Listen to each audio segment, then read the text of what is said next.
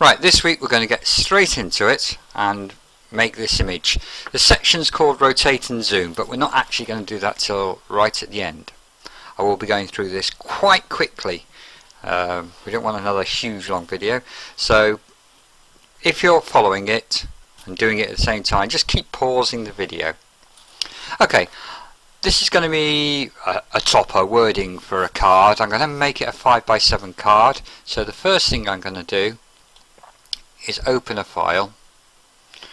Now I've got this folder of templates done out at 150 dpi, and that's the resolution, and you will be given that folder with this week's files. So there we are, 5x7 portrait.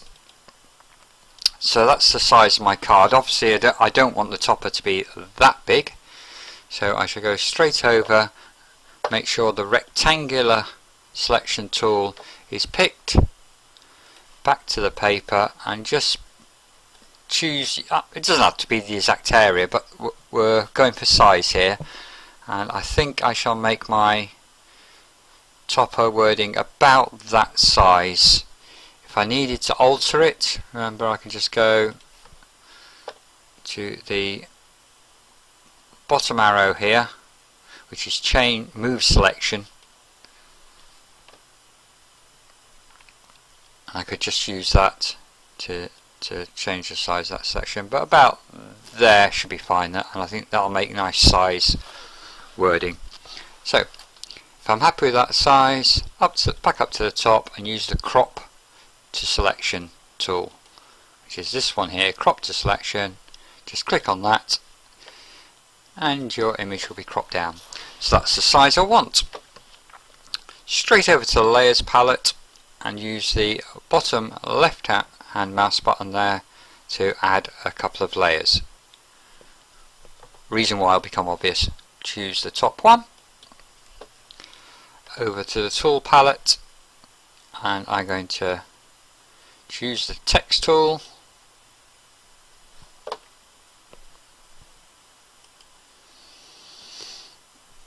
font, I think I will choose Arial Black. Size is a bit of a guess at the moment. I think I'm going to be right with about that 108. Arial Black, so I don't need bold. That'll all do. I can always change those later. Down to the colour palette and primary colour, I'm going to set it to a purple, but this really doesn't matter at the moment. Back to my sheet, and I'm going to write the word happy birthday, or the words happy birthday I should say.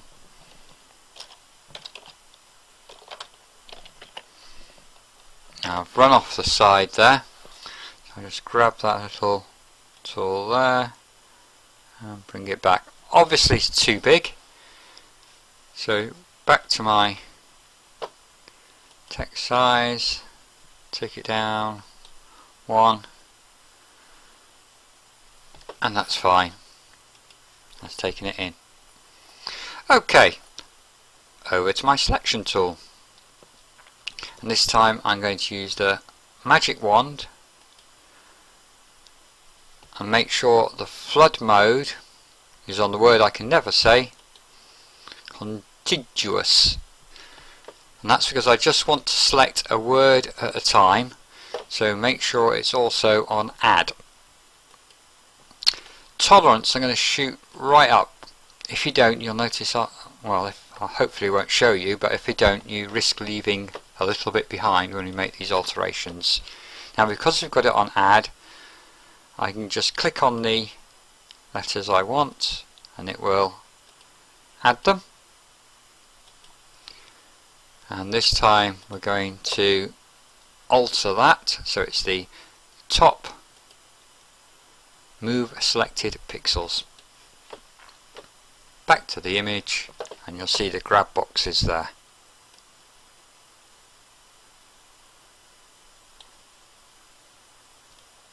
Bring that in slightly, I don't want it too near the edge.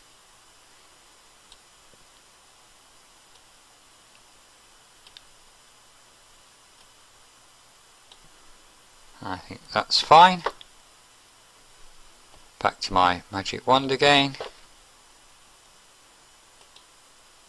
Just use the deselect to unselect the word happy. And now I'll select the word birthday.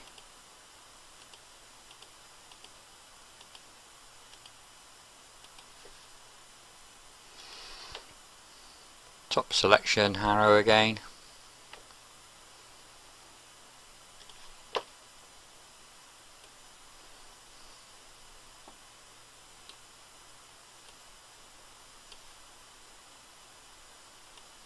Let's line up.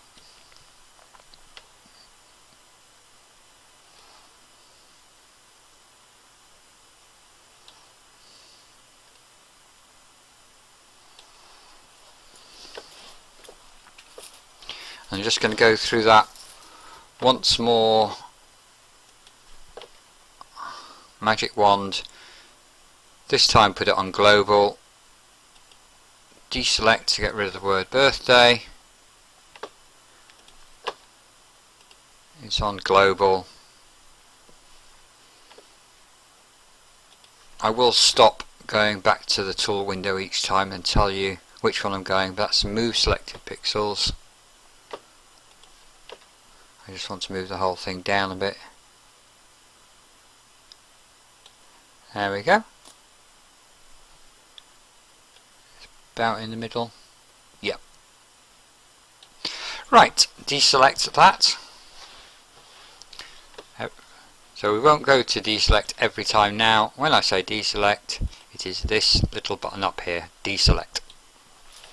So I've deselected that. That's nice, obviously pretty boring and not like the image at the beginning. So we'll go down to the layers window again, and I want to make a copy of that. There we are. I've got happy birthday twice now. Make sure I'm on the upper one. What I'm going to do is put a gradient on this now. So I shall go to the colour wheel. I'm actually going to come round on that colour a bit, and we'll try that, but again it can be altered, so don't worry about it too much. Magic wand, back to my image, make sure it's all selected. I have got the top layer selected. Tool palette, and just get the gradient tool. Actually I'll show you that because I want to make some other alterations. Gradient tool, and up here I'm going to think I'll have radial, no repeat. So over to my image, I'm going to start up here and drag. Obviously I can change that. In fact I will immediately change that. See the little grab bar there? That's the center one. I'll bring that roughly to the center of the image, and then I'm going to bring that one out. That's not bad. I may just have a little play with the colours to make.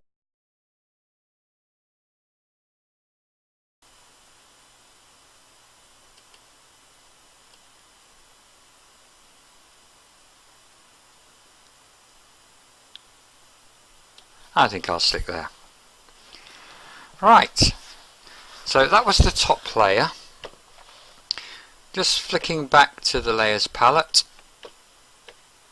I'm going to turn that one off so we can't see it anymore and select the one underneath. This is our second copy. Over to the tools, select flood fill, down to the colours, and I'm going to put black in that one. There we go. Back to the, oh sorry, with the flood fill, just make sure it is on global, which it is, and solid colour. So there we go, and I just click and it's all gone black. Now just flick to the layers palette and bring the top one back. Remember, this is only to view, I'm not selecting it, I'm just ticking it, but this one underneath is still selected. So if I get my move the image, move selected pixels, top arrow, and because we're on the one underneath, anything I do will apply to the one underneath. So I'm just going to grab and drag a little bit. There we are, just a little shadow under the image. I don't want to do it too much. You could bring that out more if you wanted, but I'm happy with it just a smidge like that. So deselect, back to the layers palette, sorry, the layers window, I call mine palettes, and I want to merge these two. Now they merge down, so select the top one, merge down, you've got the two merged together. Now we finally will get to that rotate bit. You can find the rotate tool under layers, rotate and zoom, and there it is, a window with options. Now for rotate and roll and pan, you've got three choices for moving them. In the rotate and roll, you can grab this ball and move it. You can use the sliders or you can use the numbers. If you mess it up, these little arrows here will set it back to its default. Same with the pan. You can move it, well, I'll show you what that means in a second, but you can move it by grabbing that cross. You can move it via the sliders or you can move it via the numbers. And these will set it back to default. Zoom, you can just slide it, number, and that takes it down to default. Don't worry about these two options at the moment. So I'm going to suggest, like with all effects, adjustments, etc., have a play. Really do. You can always use these to put it back to default, so don't worry if you make a mistake, but have a play. Now I'll just move that. I'm going to have to go full screen, and I'll put that up there, out of the way as possible. Now if I grab the ball at the top there and start moving it, you can see what happens. Oh, a bit farther to the image.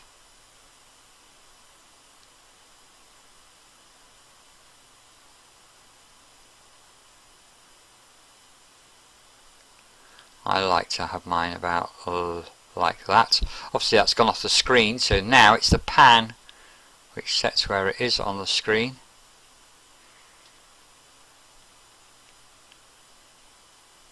I'm just going to ever so slightly have to zoom out a little bit more. Very delicate, this zoom button. There we go. Maybe move it.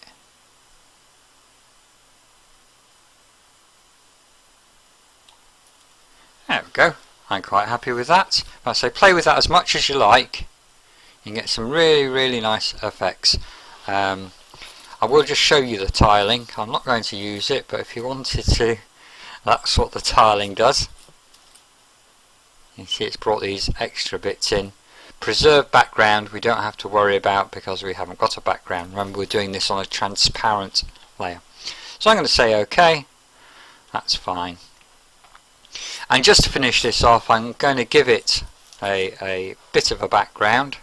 So down in my layers, I'm actually going to choose this one because at the moment it's a blank layer.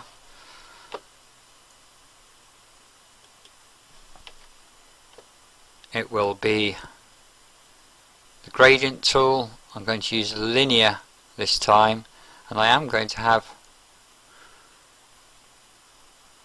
repeat on. Actually, let's not go linear. We've done that one before. Let's try a spiral. There you go. Again, I can always change it if I don't like it. Now, just to interrupt a second, I want to use similar colours, so I'm actually going to use the colour picker for a second.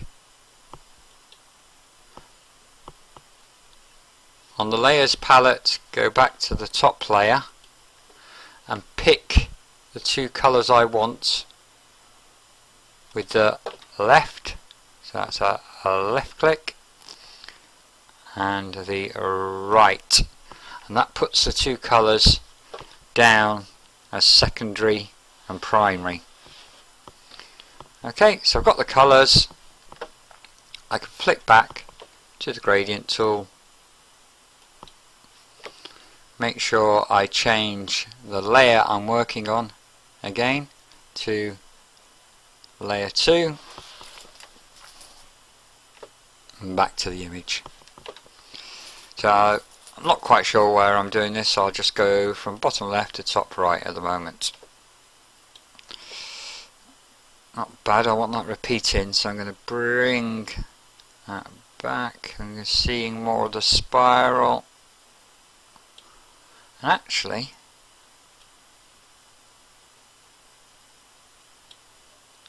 that's not bad. I'm just going to flick to my colour palette, but I'll show you the whole thing. I want to lighten. Actually no, we'll zoom in. I want to lighten those two colours a little bit. Now to lighten, just drag your colour towards the centre.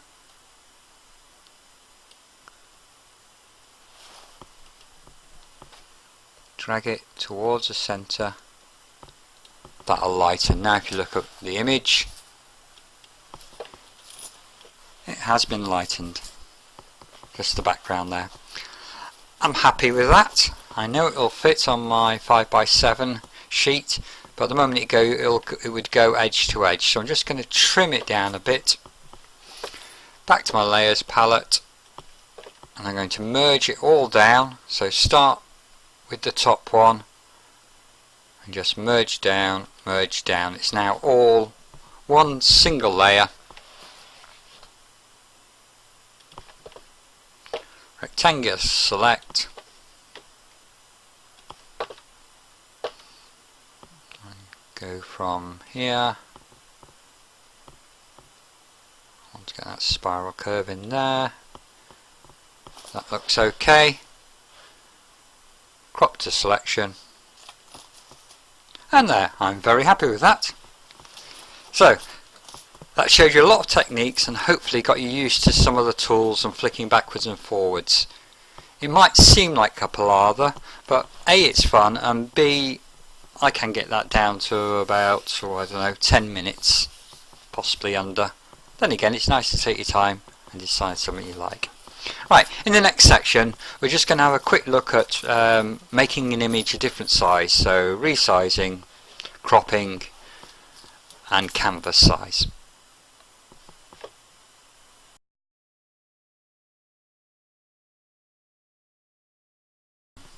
Right, I just want to talk a little bit about making your image a different size. You've just seen me do a crop, and I'll just show you that again very quickly. Here's an image. I'll probably get told off for giving this one away. I'll zoom out a little bit. I'm going to hold the control key on my keyboard and just use the wheel on my mouse, which I have. Obviously if you don't, you can use the zoom tool, or in the bottom right hand side you'll see a zoom slider. Right, choose the top left hand side on the tool window, which is rectangular select, and make my selection. Not quite right. Move selection, right hand side, second one down.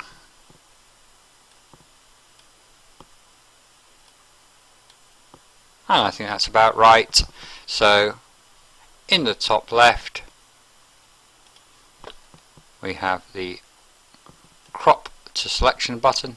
Just hit that and your image will be cropped. Whenever you make a selection, I'll show you again, if you look in the bottom left hand side, it will give you the dimensions. Obviously that's in pixels because I got pixels selected. If I go back up and view and change it to inches,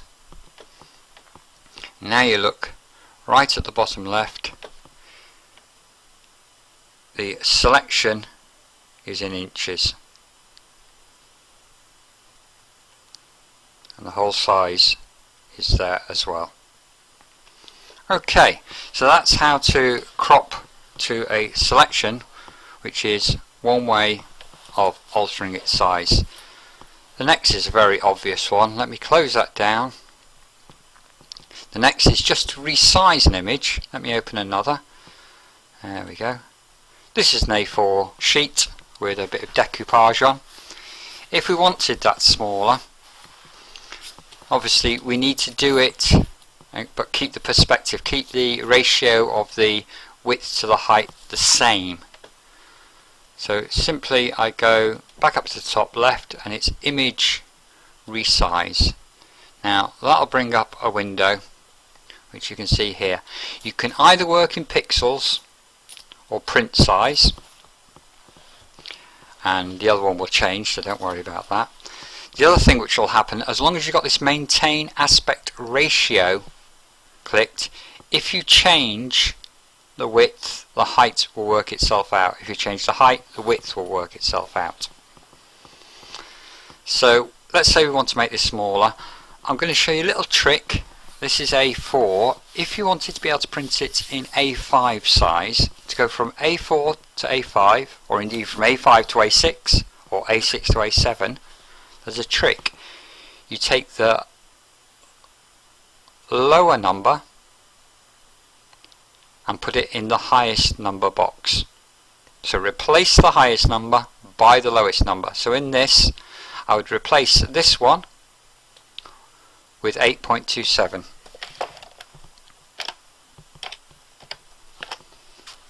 And that changes it from A4 down to A5. It won't look any different on the screen. I can't actually show you, but that has changed it. I'll show you, hopefully show you what I mean. That's what we've done.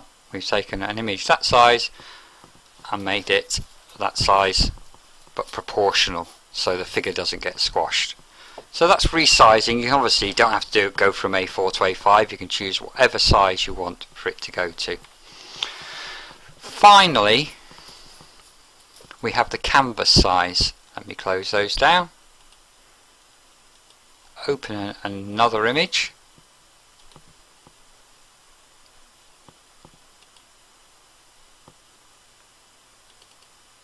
Got to find it. There we go. So again, this is an A4 sheet. Now if I alter the canvas size, it's like cutting an A4 sheet down. So the image will sort of stay the same size. The size of the flowers will stay the same. I'm not shrinking the whole thing. I'm cutting it down. And I'll just show you an example. Say we wanted to cut this down to A6 and pretend my selection box here is an A6 size. You would get a choice. You could cut it down to A6 by taking that part. Now the program gives you 9 choices. You can have top left, top middle, top right, middle left, middle middle, middle right, or bottom left, bottom middle, bottom right. So I'm going to, if I chose the middle middle, it would take that selection there, that's what we would keep, and it would cut all the rest away. So just to show you, I'll come off that and we go back to the top left, and it's image canvas size. Now obviously the first thing I need to do is tell it what size I want it to be. Now I said A6, so to make this A6 I do my trick twice. That goes to 8.27. Now I can see the lower number again, 5.85, I've already got the middle selection selected, so it will cut it to the middle. Obviously I can change that to any I want. Also I've got maintain aspect ratio, that's why it worked the other one out. If I didn't want that, if I wanted a 5x5 sheet out of the middle of this, I could just untick that and change this to 5.5. Same if I wanted 7.7 or 8.8. I think 8.8 is as high as you go. In fact, let's do that. So if I wanted it 7x7, sorry, take maintain aspect ratio off, 7x7, and this will cut me a square sheet out of the centre. There we go, and now we've got a 7x7 square sheet out of the centre. Obviously you don't have to keep the maintain aspect ratio when you're cutting down, because it cuts the edges off. Right, so that's canvas size, and that's 3 ways of making one paper a different size. Right, in the next bit we're going to look at something very important, which is installing plugins.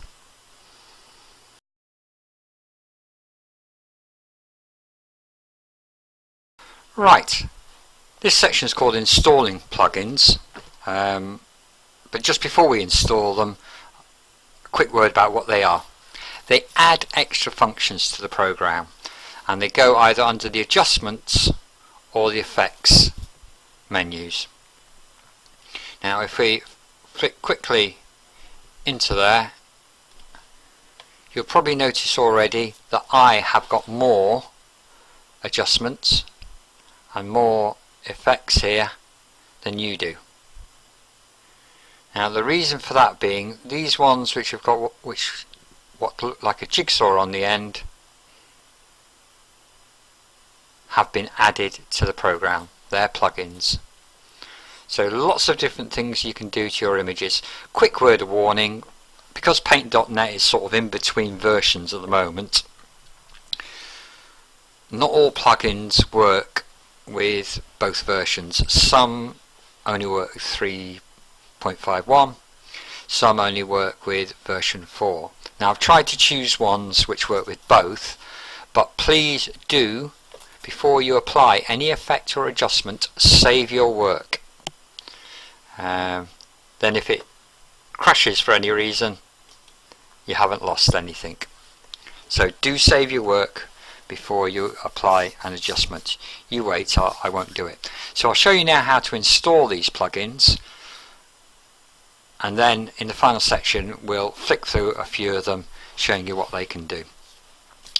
So to install a plugin you need to go to the official site, and that's getpaint.net. Don't worry about it, I've given you the links direct to the plugins, and here is the first link. Now this is a plugin set, it's not one individual plugin. You download it, install it, I think there's about, I don't know, 10 or so in there. If you flick through the page you can actually see you've got black and white alpha, color balance, multi-threshold, all sorts of different ones in there. I like this one, Metalize, but I'm actually after to showing you these text plugins, particularly circular rotate, and should be at least one more. There we go, spiral. Wave I've not had so much luck with, but those ones in particular. So this plugin set we want to download, and I just click on this zip file here. See if I can zoom in there a little more. Yeah, there's the plugin. Just where it says download, click on that and it'll download it onto your computer. The second one I've given you a link for is this one, Pyrochild plugins. These people do this for free, and they make these available. Some of them, just like here, do ask for a donation. If you're feeling awfully generous, you could give a donation. And this is another set.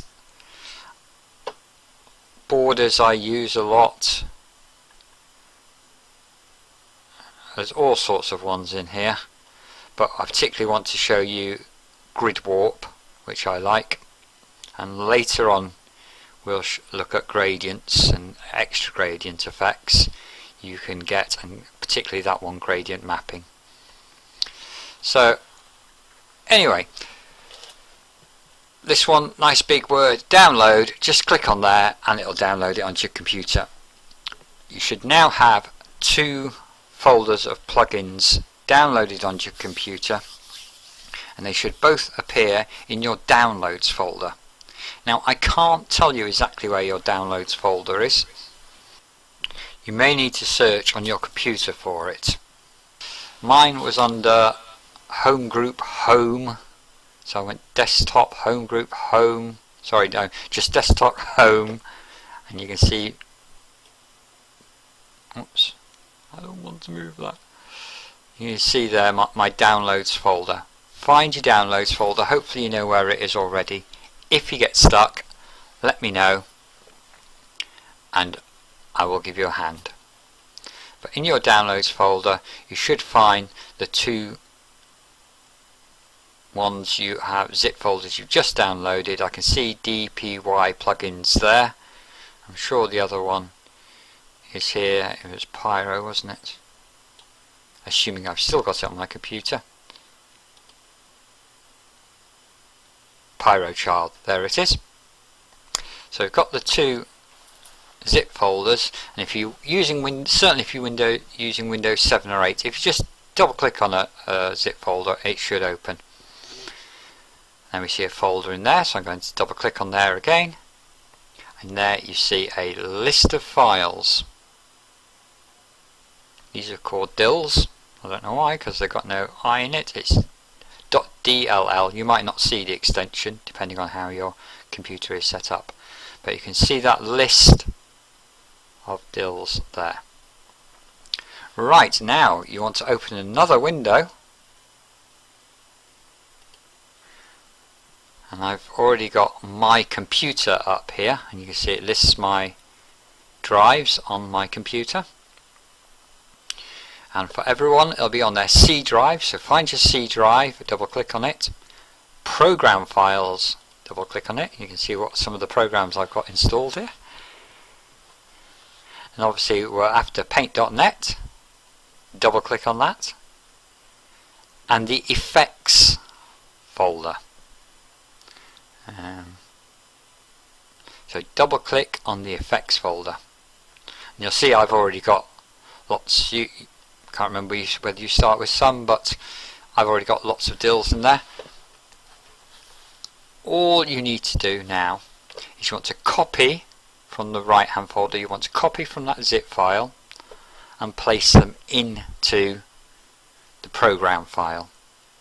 So this is the zip we opened, we're copying from there and then we're pasting into the paint.net effects folder.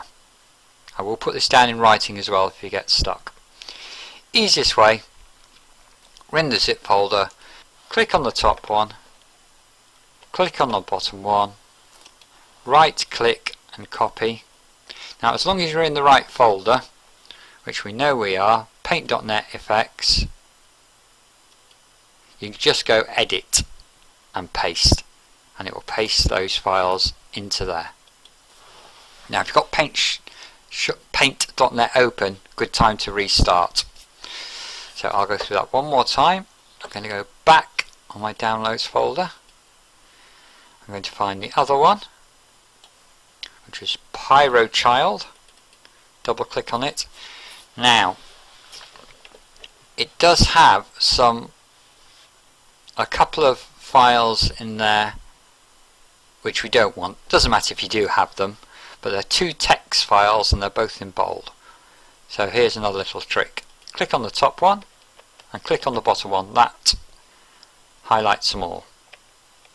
Now hold your control key down, click on license and click on how to install, and that deselects those 2. Right click on one of the ones which is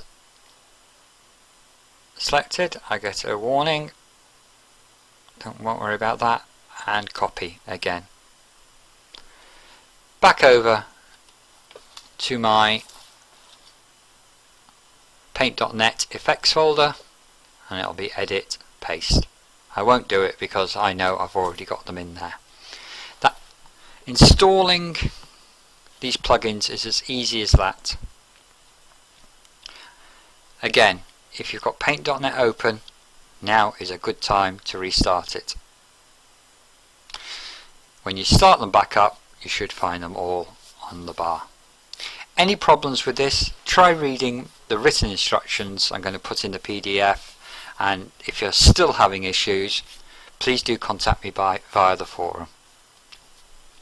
Right, in the next section we're actually going to try a couple of these plugins.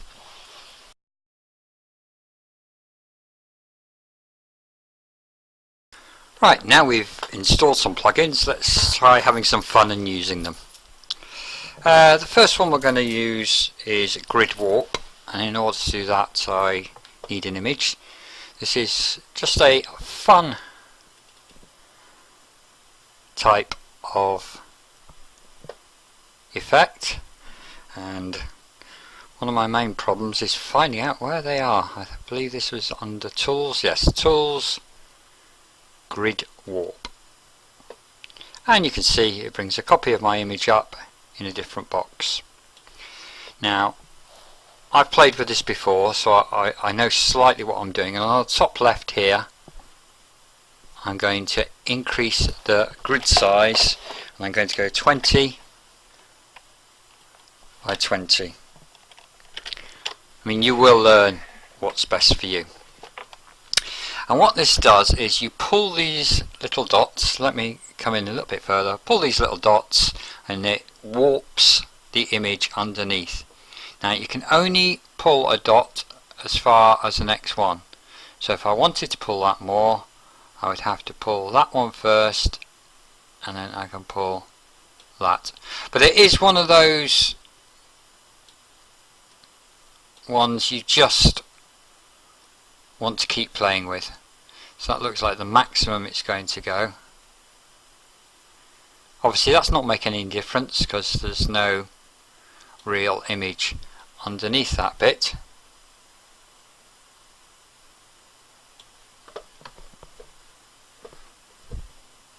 So what I'm going to do is go down here where the ear is.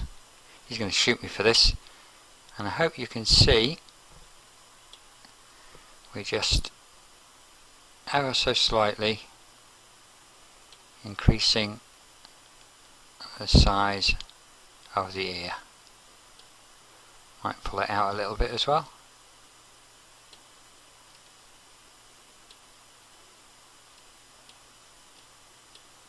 Try to do it and not upset the image underneath too much.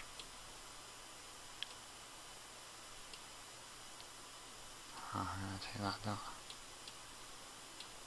It's increasing his head size a little bit as well, but I think you can get the idea there. I'll make a couple of alterations to the face, maybe give him a longer face there.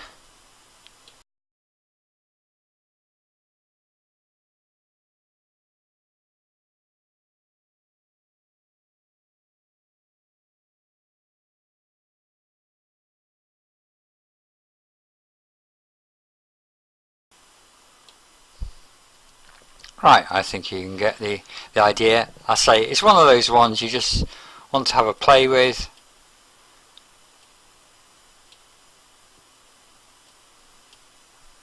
No one will probably thank you for it, but it really is quite good fun. Okay, when you've finished and you're quite happy with it, you'll see there's an OK button down here. And I just want to hit OK on that, and it'll alter my image. So don't think it's going to thank me for that one. You can have fun with it, but you can also use it to make little alterations and corrections to images for things which don't look quite right. I think I better undo that. I won't save it.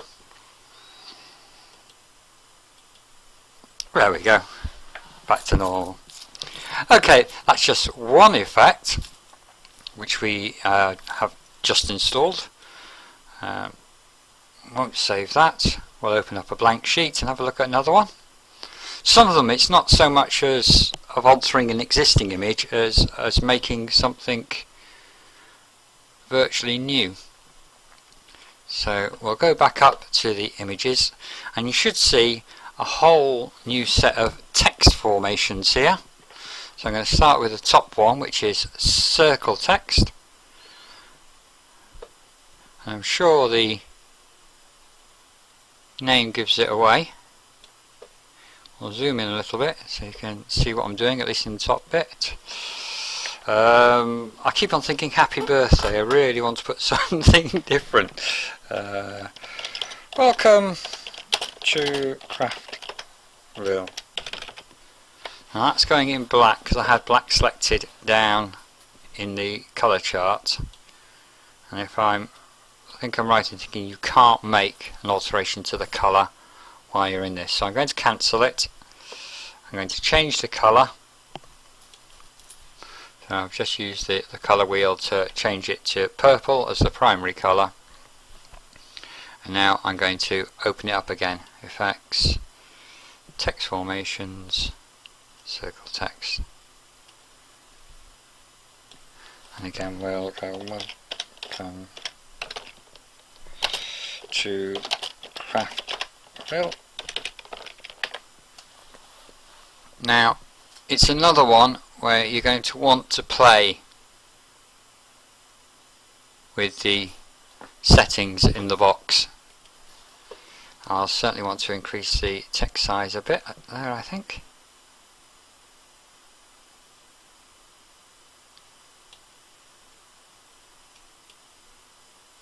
Make it bold. And I'll move it over there, you can see it better. Maybe if I put a couple of spaces in after Craftville, I can change the font if I want. I can change the radius, make it bigger or smaller. Obviously if I wanted to make it much smaller I'd have to take the text size down. The arc I can reduce. So if I just wanted it over the top like that, then I set the start angle. There we go, I quite like that. Hold on, I think I might have to just take that down back a tiny bit. And we've got a fine adjustment down there as well. And a little bit funny there. So I think we'll just try taking the font size down a couple. There we go, that looks better. So you don't have to do a full circle with this, you can do part circles or full circles, basically whatever you want, and you can use it with other text as well. So we'll cancel that and have a look at another one, still in the text effects. I think you can see that. Text formations, I want the spiral text, this should be funny. Oh, much bigger box. Let's zoom out a little bit. Well, we're zoomed out as far as we can go, so I shall try pulling the box. Again, I'll use the same text. Welcome to Craftville. You can't really see what it's doing, so let me move it. There it is. I'll increase the... Actually, let me change it to that black. There we go. I quite like that font.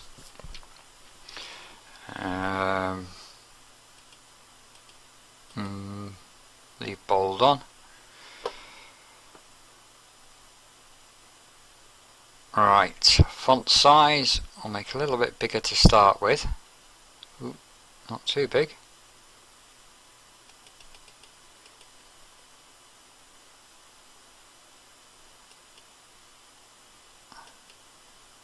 As we increase the radius a bit, there we go. We've increased the size, that's increasing the radius. I'll move it a little bit. Spaces after your final word, always forget that little bit. Looking good. Now, reduction ratio of the font size means it'll get smaller as it spirals, and that's a good idea. This is quite temperamental, this. Whoops, gone too far that time. Obviously it's not spiraling very much at the moment. There we go. So I'm going down here to repeat.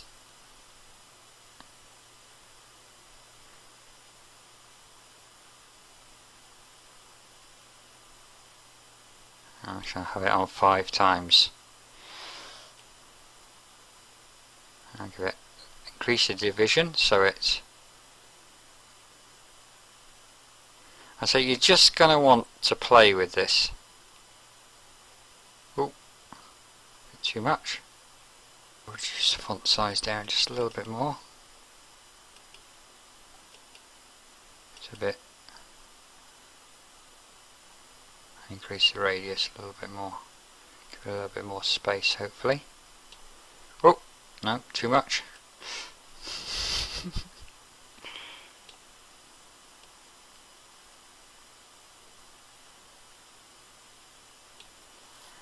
I think you can basically get the idea there. I hope you can.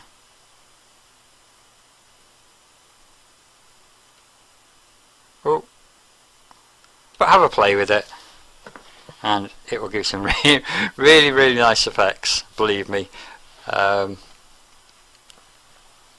can change the colour. You can see all the options there. If you get something you like, just hit OK and save it. You can't even see OK, can you? It's right down on the bottom there. Right, that's another one to have a play with. I'm going to show you one more for now. Let me just cancel that. And I'm going to bring our picture back. There we go, we use this picture quite a lot today. Let me scroll out just a bit. There we are, there's a full picture. And this is because it's one I use rather a lot. Effects, render, and it's borders and shapes. Quite often you just want to put a border round the outside of an image. I'm going to make that wider so you can see. There we go. Nice border around the outside of the image. Obviously I can change its colour. Quite often you'll want to have black. I can change its width, as you've just seen. I can make it dotted. That's quite a nice effect. I can make it rounded. I can basically do all sorts of things. It doesn't have to even be a rectangle. I can make it an ellipse if I want. I know arc and pi are funny. There's the arc. But I can increase how far around the arc goes. That's 90 degrees. That's 180 degrees. Let me just remove that and show you. So 180 degrees. I could go 360 degrees, but then we're back to the oval again, and that's the pie shape. So that's borders. I'm most often just using rectangular border with a solid line. There are other options there, and in black, particularly if I'm putting an image on the web and it's a very light image, it likes to have a border around the outside. So that was just to play with 1, 2, 3 or 4 of the effects. There is lots more there. Remembering you don't have to save, you can always undo, so just have a play. Really go through, everyone will like different ones. Later in the course I'll show you a couple more of my favourites, and we'll in fact be using a couple more in particular projects. For now I will say, as long as I've got the right page open, I'll give you this web page address. It's back to the getpaint.net website, and there are alphabetical lists of all plugins. I mean, you've got them here by author, but to be honest, as you don't know who the authors are, that won't mean much. But there's an alphabetical list of plugins. So if we go to the first one, which is list of plugins A to C and numbers, hit show, and it will show you the whole list of plugins for that section of the alphabet. If you click on any one, it should take you to a separate page where it'll give you more information about that plugin, and it will also hopefully lead you to the download. Now, even though these are listed individually, let's try an example. This may not work, I haven't been here before, but there's bricks, and it'll take you to the download. Unfortunately, the sample image isn't showing there. Be careful, some of these plugins work with 3.5, some work with 4, some work with both, they may say. But as I said earlier, when you're working, please do save your work continually, so you don't lose it. That's all the Pyro Child ones we've already installed. There is one around here somewhere. No, I'm in list per person, which wasn't very clever. If we list the plugins by a name,